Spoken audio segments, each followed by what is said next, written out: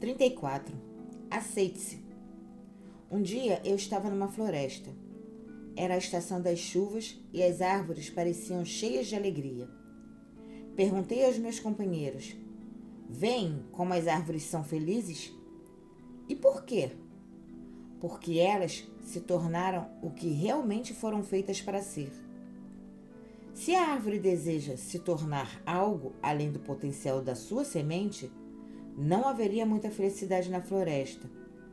Mas como as árvores não sabem nada sobre ideias, tornaram-se o que a natureza queria que fossem.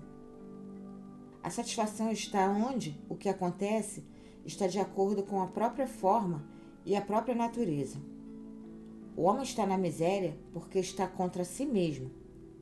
Ele luta com suas próprias raízes e está constantemente lutando para ser diferente do que é. Desse modo, ele se perde e também perde esse paraíso, que é seu direito natural. Amigos, convém desejar ser o que não pode ser? Não é melhor desistir de todos os esforços para ser diferente do próprio eu? Não é nesse desejo que está a principal fonte de infelicidade? Que tentativa poderia ser mais impossível e sem sentido do que o desejo de ser diferente de si mesmo? Todo mundo pode ser só aquilo que pode ser. A semente encerra o desenvolvimento de uma árvore. O desejo de ser outra coisa só pode levar ao fracasso. Fracasso porque como pode aquilo que não está oculto no eu desde o início manifestar-se no final? A vida é uma manifestação daquilo que está encoberto e oculto ao nascimento. O desenvolvimento, o crescimento, é simplesmente sua descoberta. E quando o oculto não se manifesta, há infelicidade. Assim como uma mãe sente uma dor insuportável se carregar a criança no ventre por toda a vida, da mesma maneira, aqueles que não se tornam o que estavam destinados a ser, sentem-se infelizes. Mas observo que todas as pessoas estão na mesma corrida.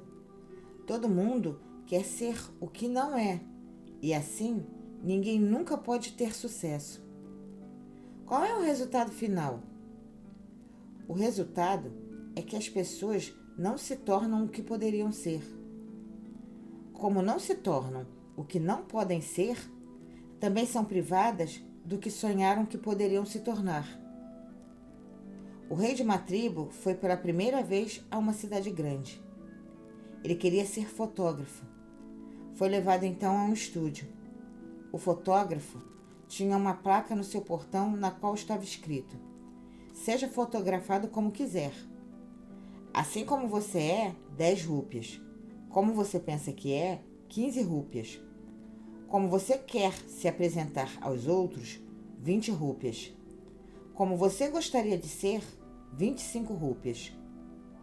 Esse rei simples ficou muito surpreso com tudo isso e perguntou se apareciam ali pessoas que não desejavam o primeiro tipo de fotografia.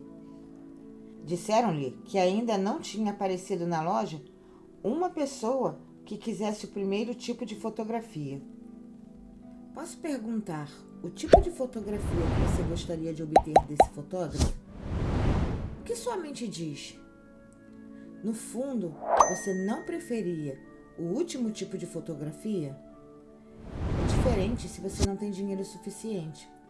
A pressão das circunstâncias pode fazer diferença, mas, de outra forma, quem gostaria de tirar o primeiro tipo de fotografia?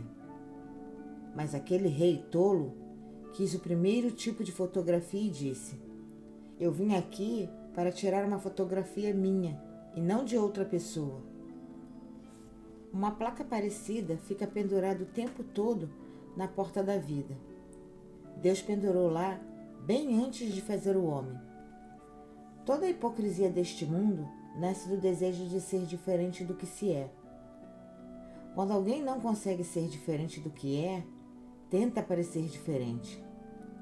Não é isso que chamamos de hipocrisia? E se uma pessoa falhar mesmo nessa tentativa, ela fica perturbada. Então ela se sente livre para se imaginar de qualquer maneira que quiser. Mas, se é hipocrisia ou loucura, a origem de qualquer uma das duas é recusar-se a se aceitar.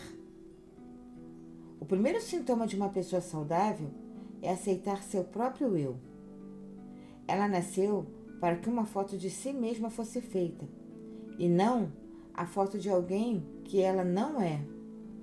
Todas as tentativas de moldar-se a outros são indicações de uma mente doente. Os chamados ideais ensinados ao homem e as inspirações que lhe são dadas para seguir os outros não permitem que ele aceite a si mesmo, e então sua jornada começa desde o início com um desvio errado. Mas esse tipo de civilização acomete o homem como uma doença crônica. Que feias e deformadas as pessoas se tornaram. Não há nada saudável ou natural nelas. Por quê? Porque em nome da cultura, da civilização e da educação, a própria natureza delas tem sido persistentemente assassinada. Se o homem não ficar alerta a essa conspiração, será destruído até suas próprias raízes. A cultura não se opõe à natureza. Ela é o crescimento dela. O futuro do homem pode ser determinado não por ideais externos, mas por sua natureza intrínseca. Então, nasce uma disciplina interna que é tão natural e que abre e descobre o rosto do eu a tal ponto que a verdade suprema se torna aparente. É por isso que eu digo: escolha você mesmo, aceite-se, procure e desenvolva a si mesmo. Além de você mesmo, não existe nenhum ideal para ninguém. Não pode haver nenhum. A imitação é suicídio. E lembre-se de que a divindade nunca pode ser encontrada se dependermos dos outros. 35. Nossos próprios reflexos nos outros. No começo da manhã, um amigo veio me ver. Seus olhos queimavam de raiva e indignação. Ele proferia palavras duras, venenosas e cheias de ira contra uma pessoa. Eu o ouvi com paciência e depois perguntei se ele sabia de uma pesquisa sobre amor e ódio. Ele não estava com vontade de ouvir coisa nenhuma, mas mesmo assim perguntou: que pesquisa? Quando comecei a rir, ele relaxou um pouco. Então eu disse: um psicólogo estava fazendo pesquisas sobre amor e ódio. Ele disse a uma classe de 15 alunos de universidade que eles deveriam escrever, em 30 segundos, as iniciais do nome de quaisquer outros jovens que, na opinião deles, mereciam ser odiados. Um deles não conseguiu escrever o nome de ninguém. Os outros escreveram alguns nomes. Um escreveu o número máximo de nomes. As descobertas dessa experiência foram surpreendentes. Os jovens que mencionaram o maior número de nomes de pessoas que odiavam eram, eles mesmos, os mais odiados pelos outros. E a coisa mais incrível e maravilhosa é que o nome da pessoa que não tinha escrito nenhum nome não estava na lista de ninguém. Aqueles que uma pessoa encontra em seu caminho, muitas vezes, provam ser como um reflexo dela. Não descobrimos nosso próprio reflexo nos outros? Se você tem ódio dentro de si, encontrará outros dignos desse ódio. Esse ódio cria e inventa o ódio por si mesmo. E essas criações e invenções têm um propósito. Desse modo, a pessoa é salva do problema de ver o que é odioso dentro de si mesma. Se você faz tempestade em copo d'água e vê isso nos outros, então você começa a fazer menos tempestade em copo d'água. Existem apenas duas maneiras de escapar da dor de poder enxergar apenas com um olho. Ou você cura o seu olho, ou imagina que os outros perderam os deles.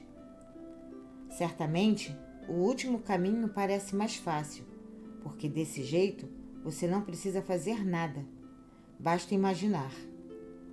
Lembramo-nos de que, quando conhecemos outras pessoas, devemos ter em mente que elas são como um espelho e tudo o que vemos neles devemos, antes de tudo, procurar em nós.